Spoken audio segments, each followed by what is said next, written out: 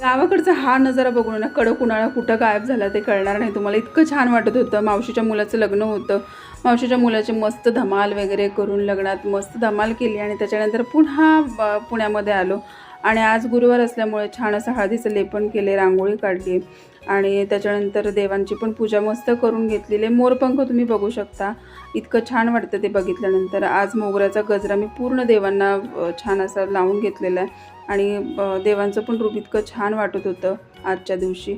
गुरुपुष्यामृत असल्यामुळे शेगडीची पण मस्त पूजा मी करून घेतलेली आहे. आज उपवास पण असल्यामुळे उपवासाच्यामध्ये खिचडी जास्त काय केलेलं नाही आहे. खरडा आणि शेंगदाण्याचा कूट घालून मस्त अशा दह्यासोबत मी खिचडी खाते. मला दह्यासोबत खिचडी इतकी आवडते ना, मस्त अप्रतिम लागते. तुम्ही एकदा नक्की खाऊन बघा आणि मला सांगा. आणि हे बघा आमचं हे झाडं इतकी छान वाटतात ना. तुम्हाला आजचा व्लॉग कसा वाटला नक्की कळवा. चला बाय.